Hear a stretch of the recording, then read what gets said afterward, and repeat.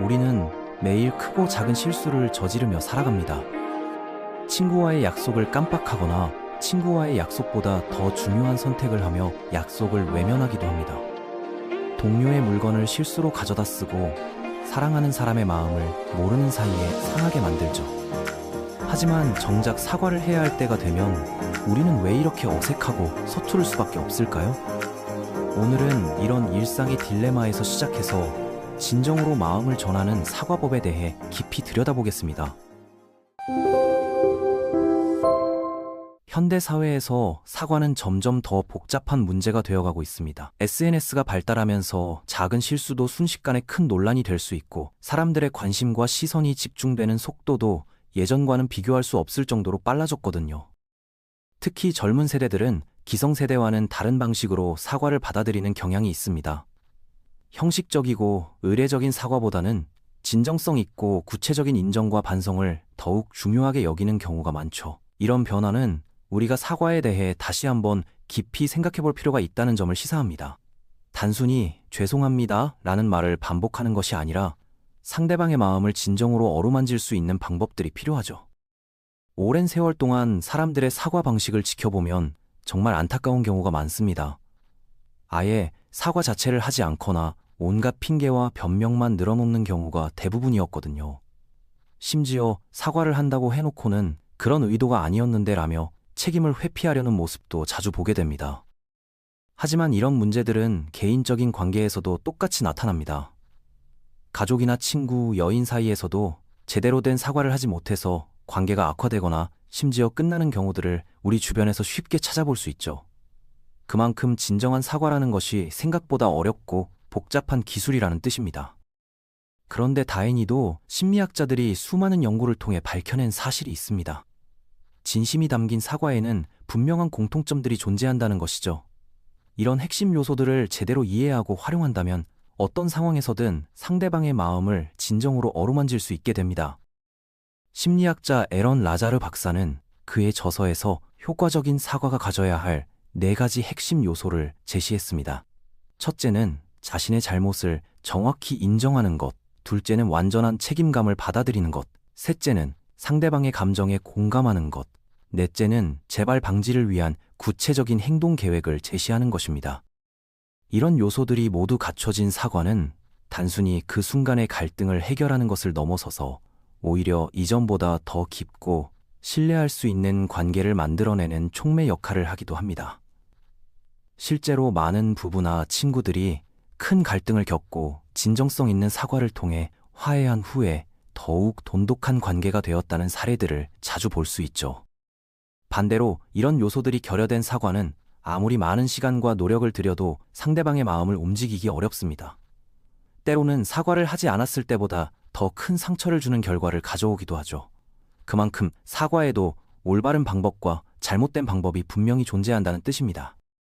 물론 정치인이나 연예인들의 공개 사과처럼 복잡한 이해관계가 얽힌 상황도 있겠지만 오늘은 우리 일상에서 마주치는 구체적인 사례들을 통해 살펴보도록 하겠습니다. 직장이나 학교, 가정에서 벌어지는 평범한 상황들 속에서도 이런 원칙들을 어떻게 적용할 수 있는지 알아보겠습니다.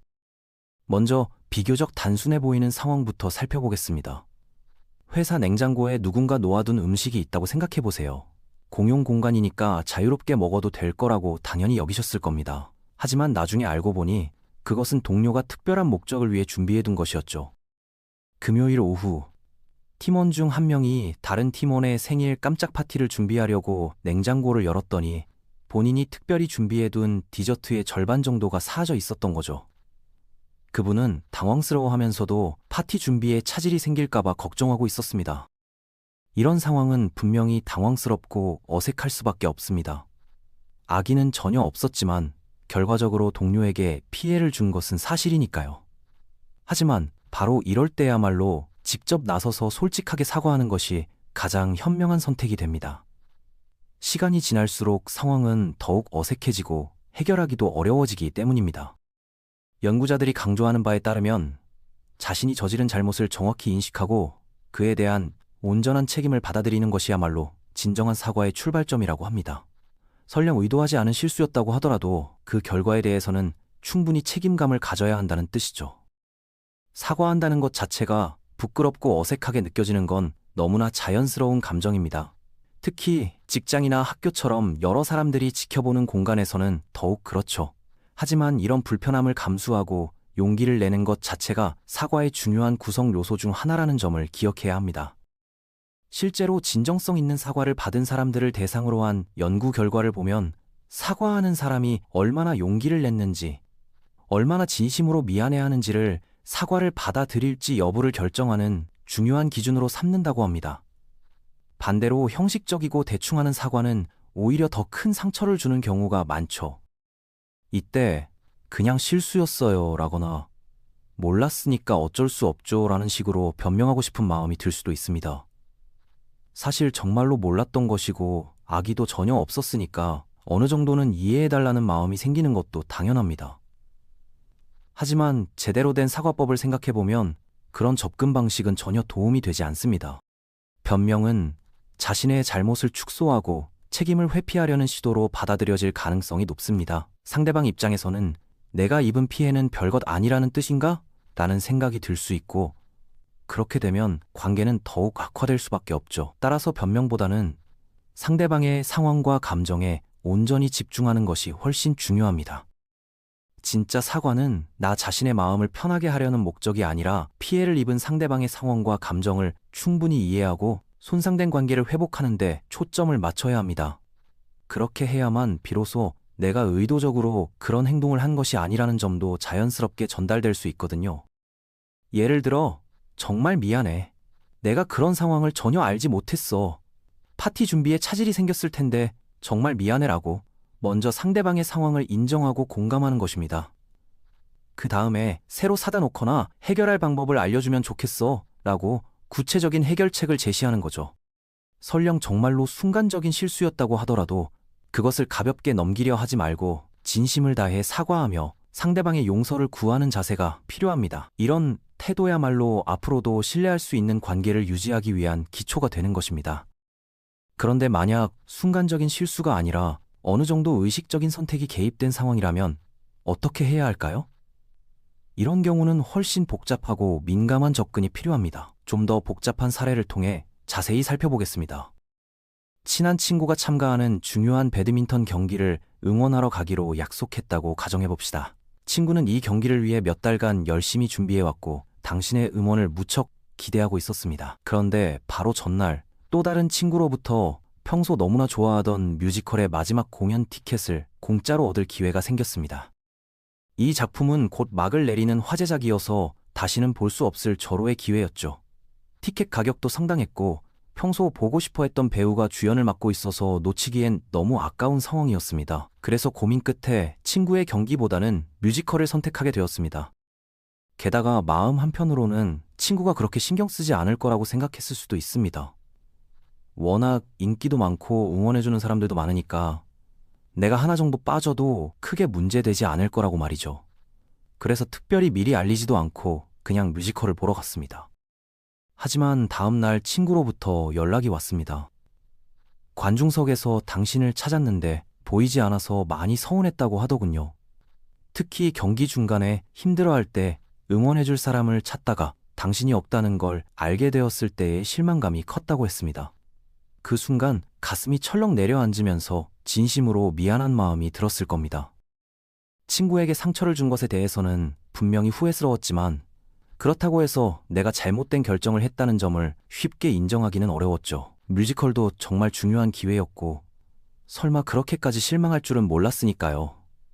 하지만 결과적으로는 친구를 상처 주게 된 것이 사실입니다. 하지만 그 상황을 그냥 넘어갈 방법은 없었습니다. 결국 미안하다는 말을 건넬 수밖에 없었던 거죠. 이런 딜레마에 빠지게 되면 자연스럽게 자신의 행동을 정당화하려는 충동이 생기게 마련입니다.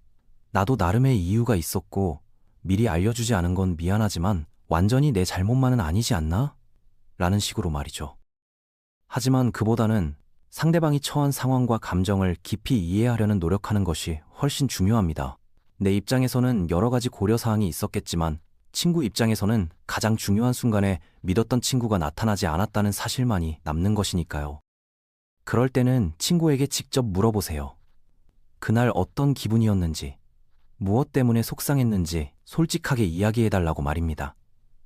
내 나름의 변명을 늘어놓기보다는 먼저 상대방의 마음을 온전히 들어보는 것이 훨씬 중요합니다. 그러면 그 친구는 자신이 실망한 진짜 이유를 설명해 줄 것입니다.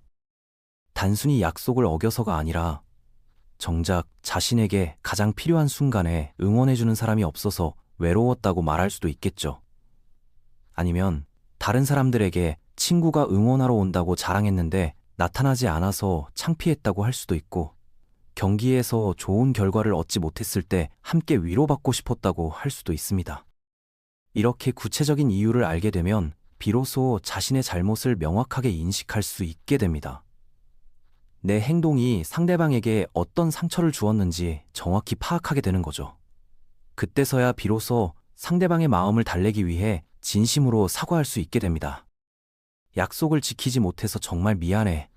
그리고 가장 중요한 순간에 힘이 돼주지 못해서 서운하고 아쉬워 라고 구체적으로 사과하는 것입니다. 이렇게 자신의 잘못을 명확히 인정하는 것은 단순히 뭔가 실수했다는 것을 인정하는 것 이상의 의미가 있습니다. 친구에게 앞으로는 다른 모습을 보여주겠다는 신뢰를 심어주는 과정이기도 하거든요. 내가 정확히 무엇을 잘못했는지 알고 있다면 같은 실수를 반복하지 않을 가능성이 훨씬 높아지는 것이니까요.